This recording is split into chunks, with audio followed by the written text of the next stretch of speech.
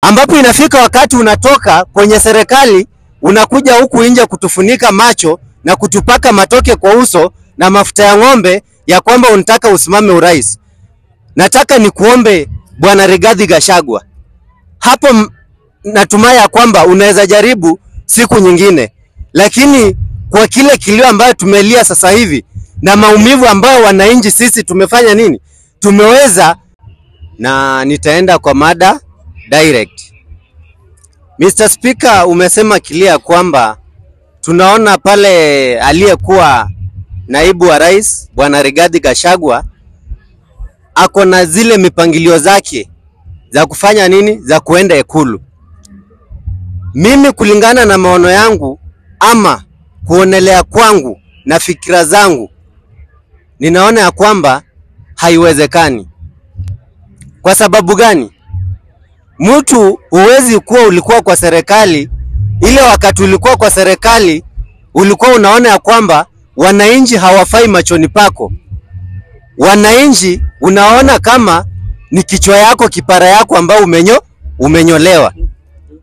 Unaona ya kwamba serikali wakati ambao alikuwa na Rais William Samoei Ruto alisema ya kwamba wao ndio wanafanya nini, wanaweza, na walikuwa pamoja kwa ile wakati, ambapo inafika wakati unatoka kwenye serikali unakuja huku nje kutufunika macho na kutupaka matoke kwa uso na mafuta ya ng'ombe ya kwamba unataka usimame urais. Nataka nikuombe Bwana Rigathi Gachagua, hapo natumai ya kwamba unaweza jaribu siku nyingine, lakini kwa kile kilio ambayo tumelia sasa hivi na maumivu ambayo wananchi sisi tumefanya nini, tumeweza kuumia kwa juu yako na Rais William Ruto, siwezi dhubutu kushika ID yangu ama kura yangu niende niseme ya kwamba Rigathi tosha. Kichwa yangu haitakuwa mzuri na nitakuwa nimeharibika kichwa, kwa sababu mumetunyanyasa kwa muda mrefu. Mumefanya vitu ambavyo havistahili, vitu ambavyo vinafanya wananchi tunafanya nini, tunatengana. After umetoka kwa serikali, wewe ndio huyu unasema ya kwamba serikali ni mbaya, sijui nani ni mwizi, sijui nani mwizi. Je, wewe ulikuwa wapi wakati mlianza na Rais William Ruto? Ulikuwa wapi?